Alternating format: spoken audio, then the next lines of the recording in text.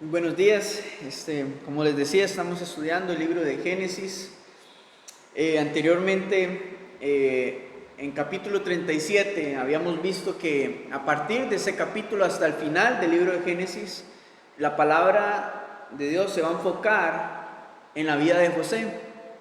En los primeros versículos del capítulo 37 nos hablaba acerca de qué se trataba esta cuarta y última parte del libro de Génesis. Y era de la historia de la familia de Jacob a través de la vida de José. Entonces, en medio de esta historia tenemos una excepción en el capítulo 38, y esto es la historia de la vida de Judá. Y vamos a ver y vamos a darnos cuenta del por qué está esta historia acá. Porque, como les decía, del capítulo 37 hasta el final, nos va a hablar acerca de José, que fue vendido por sus hermanos, fue llevado a Egipto. Dios lo va a usar grandemente cuando va a estar en Egipto, eso lo veremos en capítulos más adelante, pero está en medio de esta historia, este capítulo, que es como un paréntesis o como una pausa en medio de la historia.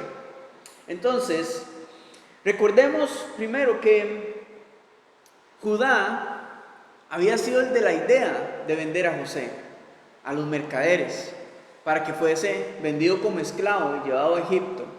Entonces Judá fue el de la idea que lo vendió, el de la idea de venderlo, pero también se involucra con el resto de sus hermanos para ser parte de esta comitiva que va a engañar a Jacob, para hacerle pensar de que su hijo ha muerto. Y todo esto comenzó porque Jacob había dado una túnica de colores a José, que anteriormente vimos que esta túnica no era una cualquiera, sino que tenía mangas largas, que representaba la intención de Jacob de hacer primogénito a José, el heredero de la bendición de su casa. Entonces, este favoritismo y estas señales que daban a sus hermanos de la posición que iba a obtener José, provocó que la envidia y el odio en sus corazones se dirigiera hacia él. Y no, como si fuera poco, también Dios comienza a darle sueños acerca de cuál va a ser el futuro para su vida. Y esto aún más incrementa la envidia y el odio de sus hermanos, y por eso es que quieren venderlo, quieren matarlo inicialmente, pero luego Judá sale con la idea de venderlo como esclavo para que sea llevado a Egipto. Entonces, en medio de esta historia, de este hombre que fue un hombre íntegro, usado por Dios para liberar, para salvar a la casa de su padre de la hambruna que iba a haber más adelante, tenemos la historia de Judá, el que influenció para vender a su hermano. Y este trasfondo de la historia de Judá nos va a referenciar a alguien muy especial para nuestras vidas hoy. ¿Saben ustedes quién desciende de la línea genealógica de Judá? Nuestro Señor Jesucristo. Entonces, esto nos ayuda a entender por qué es que está su historia acá. Para mostrarnos eso, para mostrarnos el linaje del cual procede nuestro Señor Jesucristo y la asociación que tiene Judá con Jesús.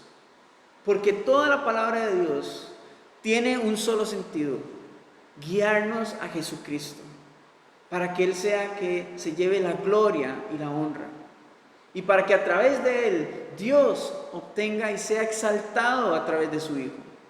Entonces, por eso es que encontramos estas historias en la Biblia.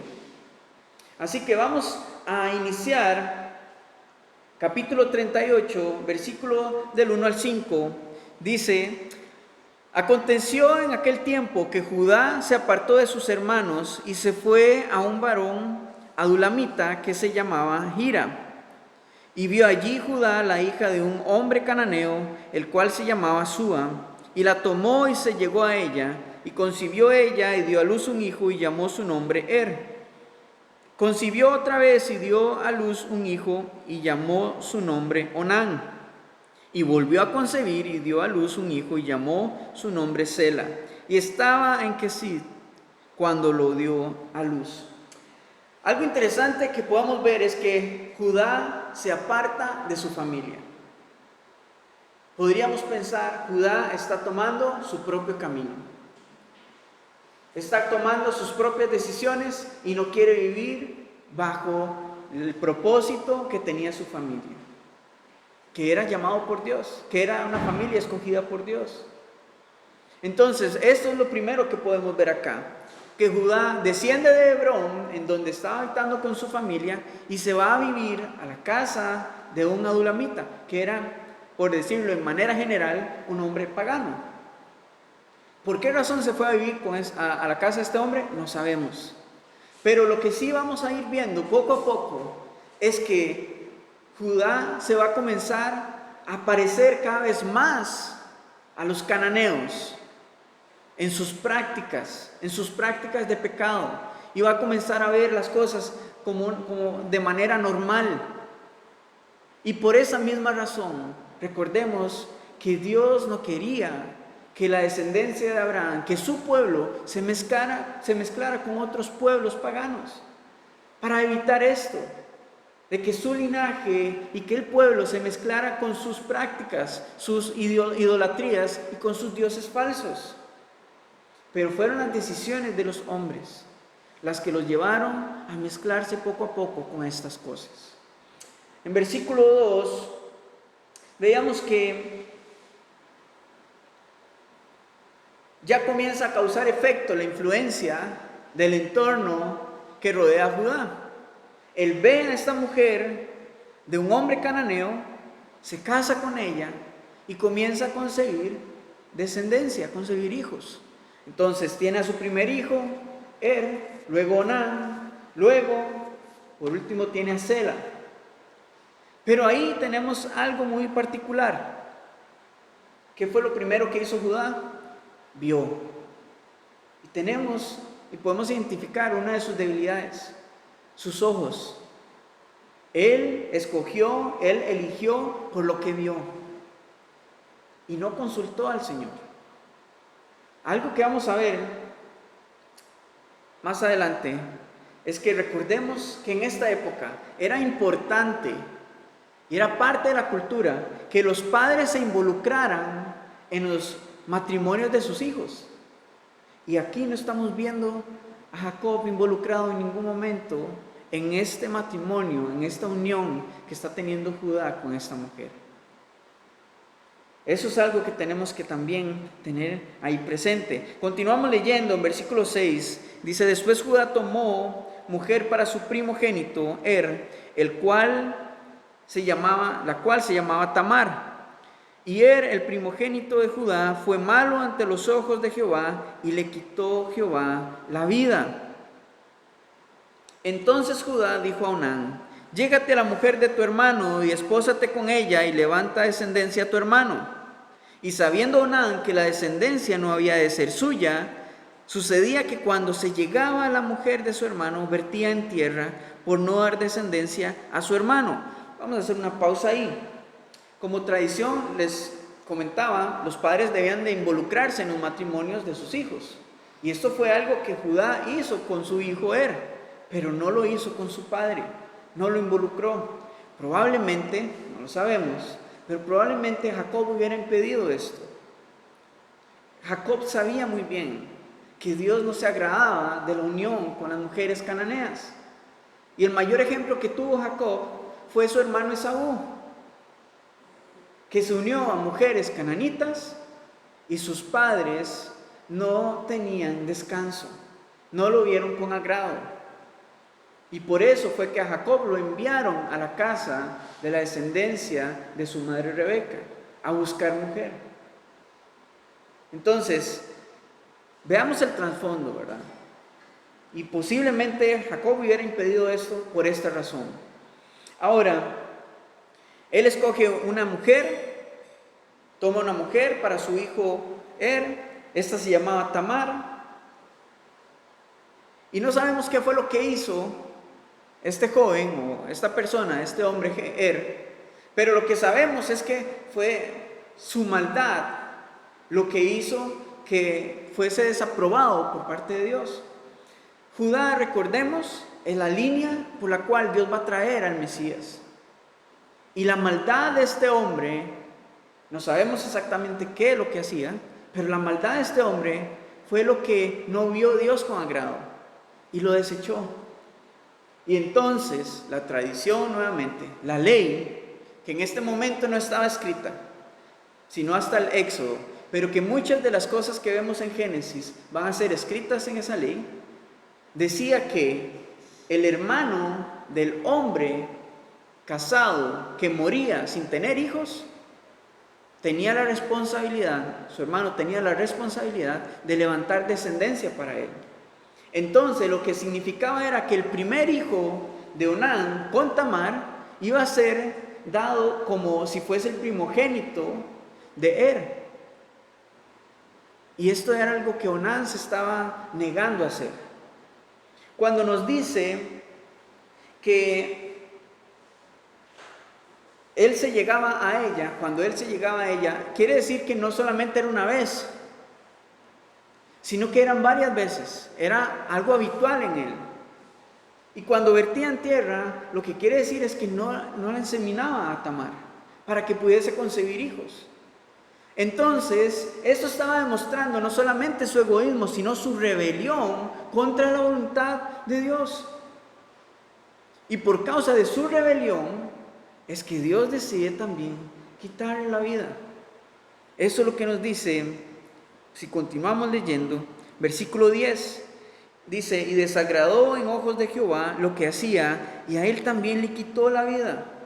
Ahora, el versículo 11,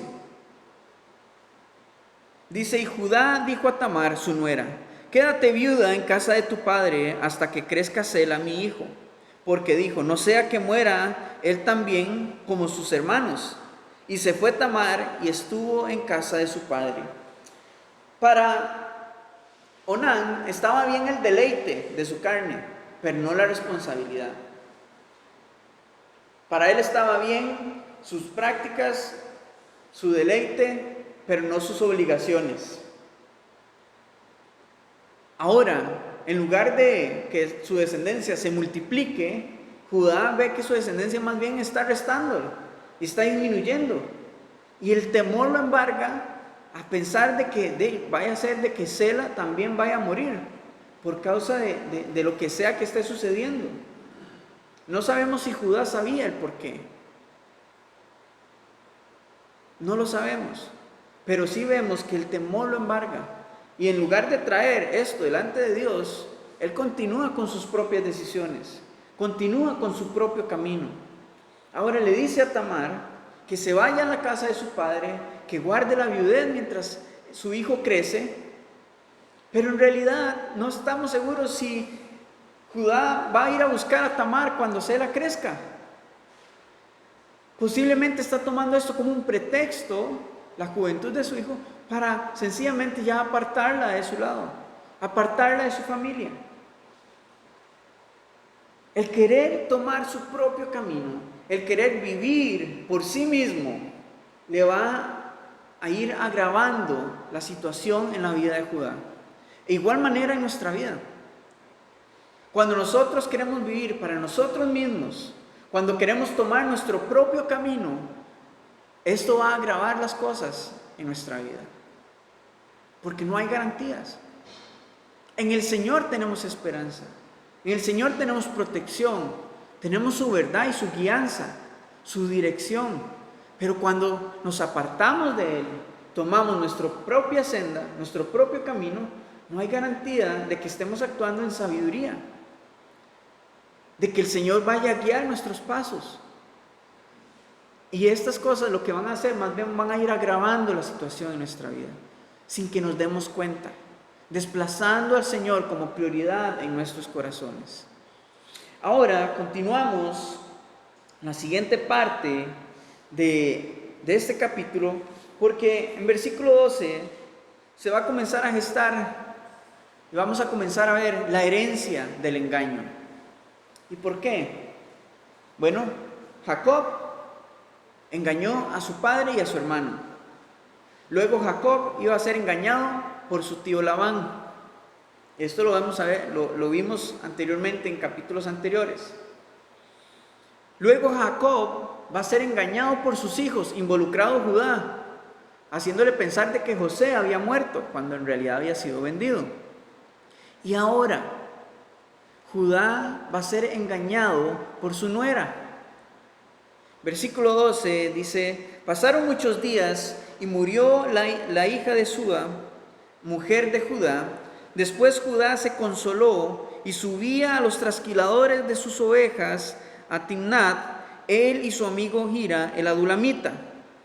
Y fue dado aviso a Tamar diciendo: he aquí tu suegro sube a trasquilar sus ovejas, sube a Timnat a trasquilar sus ovejas. Entonces se quitó ella los vestidos de su viudez y se cubrió con un velo y se arrebozó y se puso a la entrada de Naín, junto al camino de Timnat, porque veía que había crecido Sela y ella no era dada a él por mujer. Probablemente Tamar se estaba sintiendo engañada, se estaba sintiendo timada, viendo a Sela que ya está grande, posiblemente ya han pasado algunos años, y nada que se cumple el compromiso de que fuese dada a él por mujer.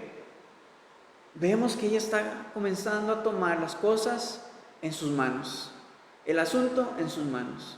Y muchas veces es así en nuestras vidas. Cuando vemos que algo no se está resolviendo, bueno, vamos a tomar acción entonces, antes de venir delante de Dios y recibir su dirección. Esto es algo que podemos aplicar en nuestra vida. Ahora, importante también, el trasquilar las ovejas no era nada más llegar y hacer esta labor, sino que en esta época, dentro de la cultura, el trasquilar las ovejas significaba que después de hacerlo, había una gran fiesta. Y recordemos que esta es una ciudad pagana. Judá ya sabe que es estar rodeado de una ciudad pagana. Cuando cuando Jacob habitó a las afueras de la ciudad de Siquem, y hubieron consecuencias. Entonces, ahora parece que Judá se está pareciendo cada vez más a ellos, se está involucrando en sus tradiciones, y siempre con su amigo cananeo, pagano, el adulamita Hira, el cual no se va a oponer, y vamos a ver, no se va a oponer en absoluto a ninguno de las intenciones de pecado de Judá. ¿Por qué? Porque posiblemente lo va a ver con normalidad, porque así es este mundo, así es la persona que no tiene el temor de Dios, va a ver las cosas con mucha normalidad. El pecado es normal, y muchas veces esos son nuestros errores. Cuando comenzamos a acercarnos a este tipo de personas que ven las cosas tan normales que no se van a oponer, no nos van a ayudar cuando estamos renqueando en nuestra fe, en nuestra fidelidad a Dios, y más bien nos animan hacia el mal, hacia el pecado. Ahora, debemos ser realistas. No podemos aislarnos, no podemos meternos en una burbuja como creyentes y hacer de cuenta de que no existe a nuestro alrededor. Estamos en un mundo de pecado, estamos rodeados todos los días de estas cosas. No podemos separarnos o no podemos aislarnos de todo esto. Pero lo que sí podemos hacer es separar y guardar nuestro corazón de estas cosas y no permitir de que nuestros principios y valores se vean comprometidos por la práctica del pecado. Eso es lo que sí podemos hacer. No podemos aislarnos físicamente, pero sí podemos separar nuestro corazón y nuestra devoción a nuestro Señor en fidelidad. Lastimosamente, hay cristianos que tratan de hacerse ver como lo que ya no son, cuando ya no les va. La vida de pecado del creyente ya no va, porque ya conoce la verdad. porque ya conoce el sacrificio de la cruz, el precio que pagó el Señor Jesucristo en la cruz por cada uno de nuestros pecados. Entonces no es posible regresar ahí ignorando estas cosas. Pero lastimosamente vemos que hay creyentes tratando de ocultar, tratando de asimilar, tratando de mezclarse con el mundo, haciéndolo atractivo y mezclándolo con el Evangelio. Y esto es peligroso, porque nos lleva cada vez más y más y más lejos de nuestro Señor. Dice que finalmente Tamar sabe de su suegro, se quita las vestiduras de su viudez, ve que Sela ha crecido, toma el asunto en sus manos, y cuando nos habla de que ella cambia su vestimenta, lo que quiere decir es que ella se viste como las mujeres que eran dedicadas a los dioses paganos, para prestar servicios sexuales a los demás hombres. Y lo que ellos adoraban y lo que veneraban eran las relaciones sexuales, porque ellos veneraban los órganos sexuales del hombre y la mujer. Entonces rendían su servicio y su adoración a los dioses falsos teniendo relaciones sexuales. Entonces estas mujeres tenían un atuendo que las diferenciaba del resto, las diferenciaba completamente del resto. Entonces, ahora esto es un pretexto, porque en realidad lo que es una inmoralidad sexual, es un quebranto a la moral del ser humano.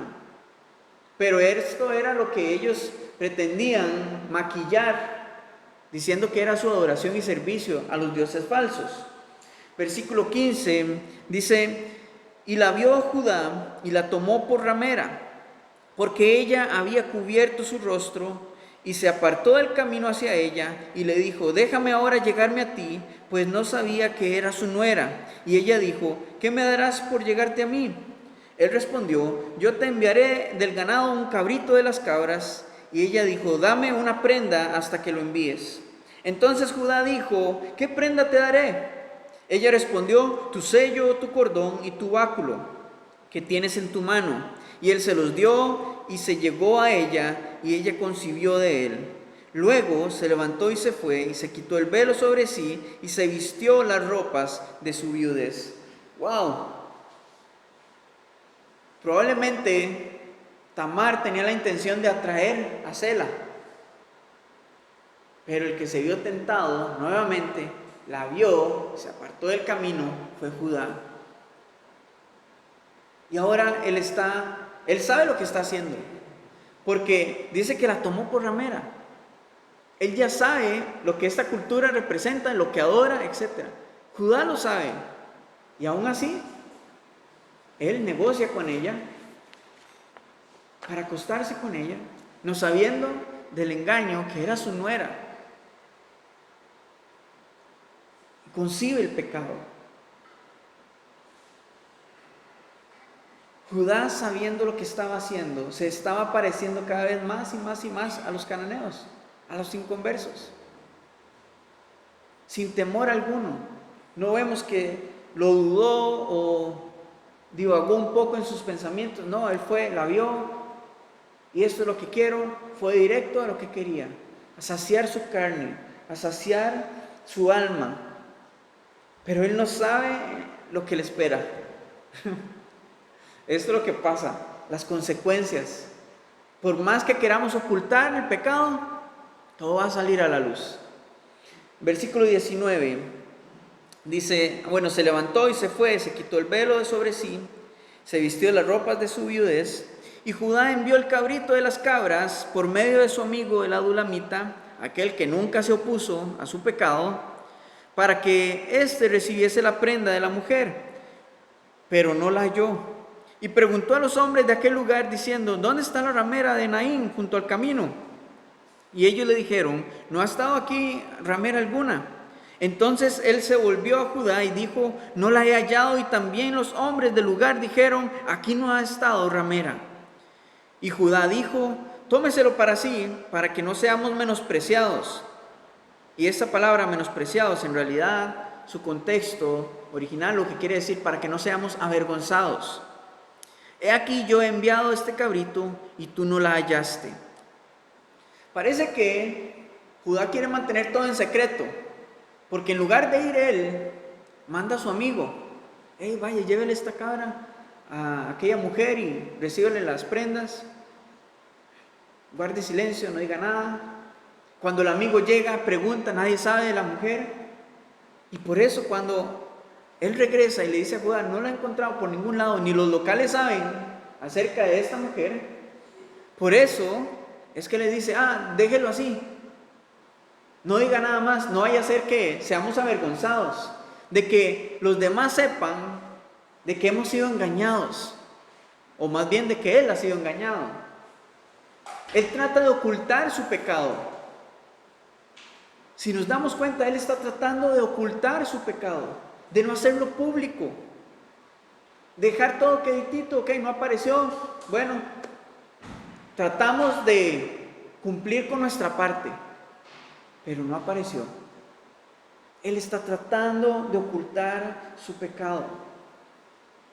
Él se está preocupando más por su imagen delante de los hombres que por su pecado, de cómo está su corazón delante de Dios. Y esto es algo muy importante para nuestras vidas. Hermanos, nuestra imagen delante de los hombres no es tan importante como cómo está nuestro corazón delante de Dios. Y más allá de preocuparnos de lo que piensen, de cómo nos están viendo, preocupémonos por arrepentirnos de todo corazón delante del Señor, porque Él es quien tiene poder para restaurar, para perdonar, para limpiar, para redimir. Y por medio de estas cosas, aunque son decisiones de los hombres, Dios se puede glorificar por causa de su gracia y de su misericordia. Y esta nos alcanza. Continuamos la siguiente sección, donde vamos a ver las consecuencias del pecado, porque a Dios nada se le oculta, todo está expuesto delante de los ojos de nuestro Dios. Todo lo que está oculto va a salir a la luz en algún momento. Y también vamos a ver el origen de la tribu de Judá. Versículo 24. Sucedió que al cabo de unos 3 meses fue dado aviso a Judá diciendo: Tamar, tu nuera, ha fornicado y ciertamente está encinta a causa de las fornicaciones. Y Judá dijo: sacadla y sea quemada. Pero ella, cuando la sacaban, envió a decir a su suegro: del varón cuyas son estas cosas estoy encinta. También dijo: mira ahora de quién son estas cosas, el sello, el cordón y el báculo. Entonces Judá lo reconoció y dijo: más justa es ella que yo, por cuanto no la he dado a Sela, mi hijo. Y nunca más la conoció.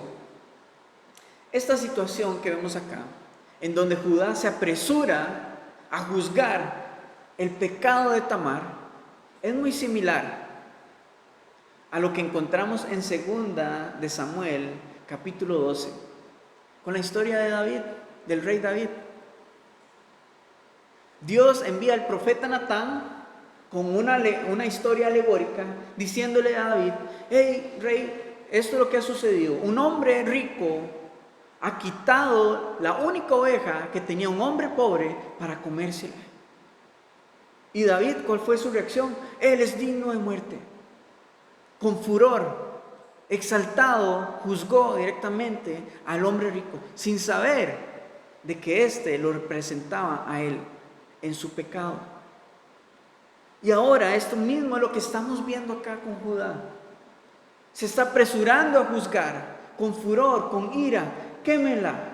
Ahora, esto de que saquen y quémenla, no piensen que es que le van a prender fuego y va a arder en fuego, sino que había una tradición en este entonces que lo que Judá quería era que esta mujer, Tamar, fuera marcada en su cara con una señal que la acusaba como culpable de prostitución.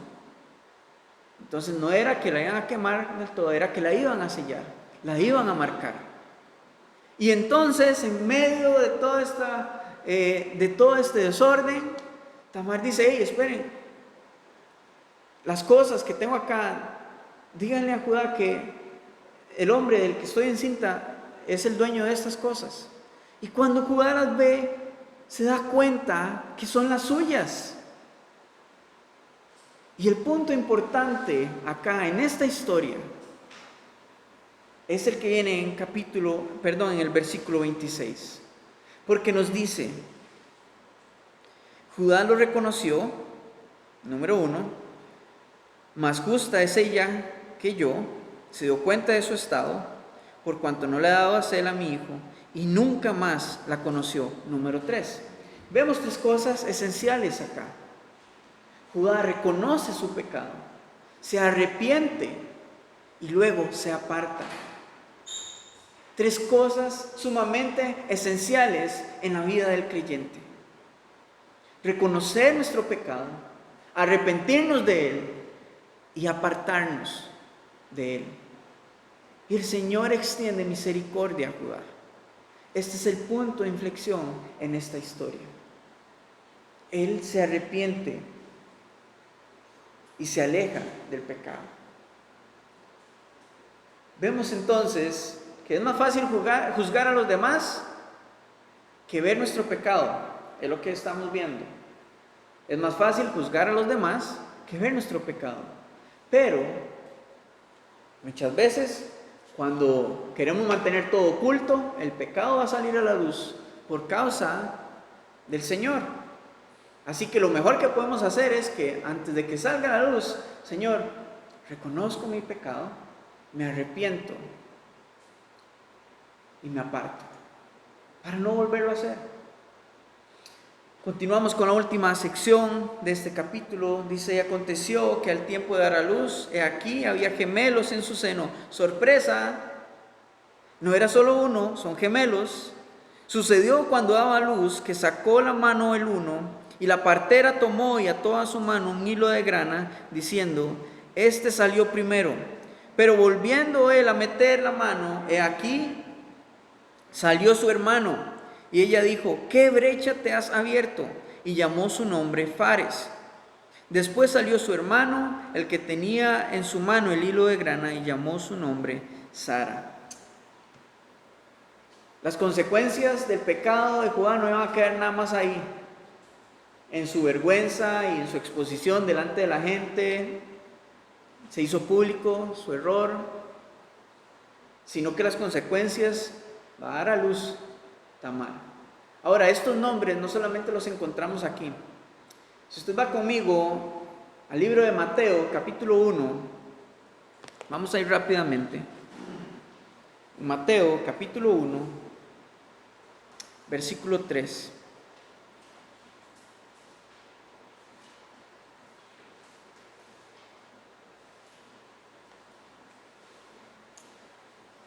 Mateo capítulo 1, versículo 3, nos dice: Judá engendró de Tamar a Fares y a Zara, Fares a Esrom y Esrom a Aram. Y si usted continúa leyendo hasta el versículo 17, se va a dar cuenta de que nos direcciona hasta nuestro Señor Jesucristo. Y por eso comprendemos que por qué este capítulo y esta historia está acá. Nos habla acerca del origen de nuestro Señor. ¿Cuál es su trasfondo? Vean el caos que hay en la tribu, en la vida de Judá, en el inicio de su tribu, de su descendencia.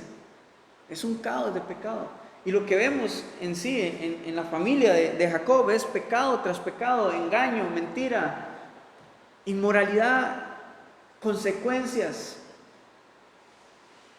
Todo lo que Dios estaba evitando de que su pueblo se mezclara con los paganos, es lo que está sucediendo. Pero no por voluntad de Dios, sino por decisiones de los hombres.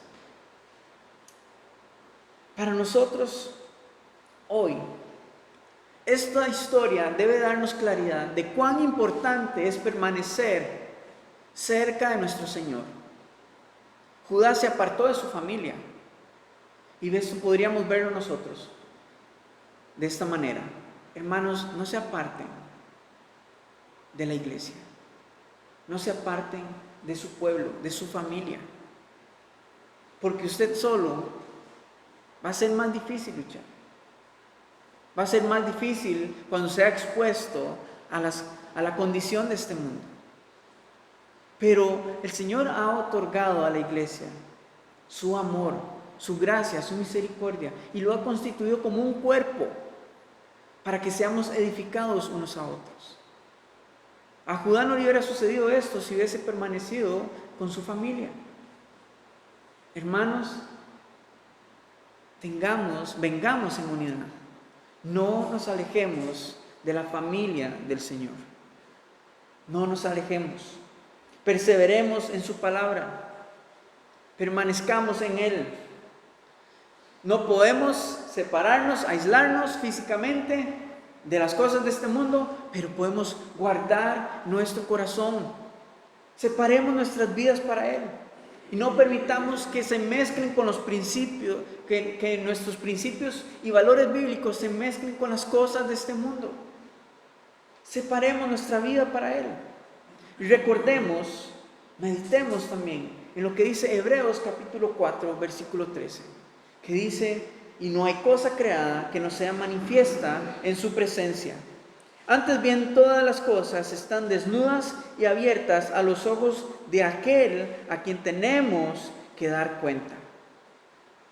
Nuestras vidas están expuestas delante de Él. Recordemos y meditemos en esto siempre. Y hoy es un buen momento para que si nuestras vidas y nuestros corazones hay pecado, hay práctica del pecado, hay maldad y hay cosas que han estado ahí, que nosotros hemos querido verlas como normal, hoy es un buen tiempo para volver nuestras vidas y nuestros corazones al Señor, reconociendo nuestro pecado, arrepintiéndonos y alejándonos de Él, porque el Señor restaura, Él nos vivifica, Él perdona y Él limpia. Estas historias posiblemente nos van a ir haciendo caer en la realidad de aquellos personajes, de aquellos héroes, de los personajes bíblicos que teníamos, para darnos cuenta de que son personas, hombres y mujeres, pecadoras, imperfectas, inmerecedoras de la gracia, al igual que usted y que yo, al igual que nosotros, y que aún así Dios decidió usarlos para glorificarse a través de ellos. Y si los ha usado a ellos, Él nos da la garantía de que puede usar nuestras vidas si nos sometemos completamente a Él. Porque Él es quien nos limpia, quien nos capacita, quien nos forma, para que su gloria sea manifiesta a través de nuestras vidas. Este capítulo vemos la asociación entonces de Judá con nuestro Señor Jesucristo, también su asociación con Israel, con Fares, etc. Pero más importante es que también podemos ver la asociación de nuestro Señor Jesucristo hoy con cada uno de nosotros, porque a través de su sangre tenemos perdón, limpieza y purificación de nuestros pecados. Entonces, podemos darnos cuenta de cuán llena de gracia está la palabra de Dios. Cuán llena de gracia. Note, todo es acerca de nuestro Señor. Nada es acerca de los hombres. Señor, es que me hubiese gustado ser como Abraham, como Jacob.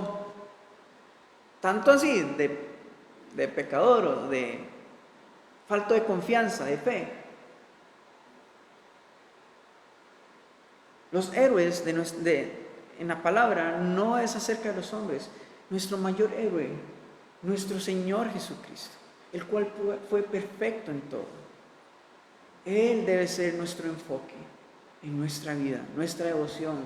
Debe serlo todo para nosotros. Amén.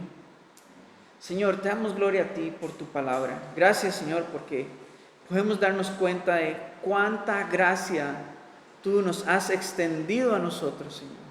a través de la historia, a través de la creación de este mundo.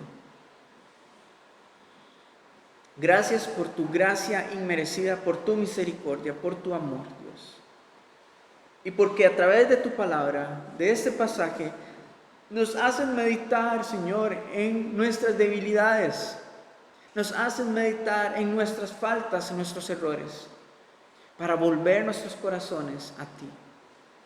Gracias, Señor. Te damos toda la honra a ti, toda la gloria. Bendito Dios. Rendimos a ti nuestro corazón. Permítenos venir, Señor, con convicción en nuestros corazones para reconocer, para arrepentirnos y para apartarnos del pecado. En el nombre de Jesús oramos. Amén.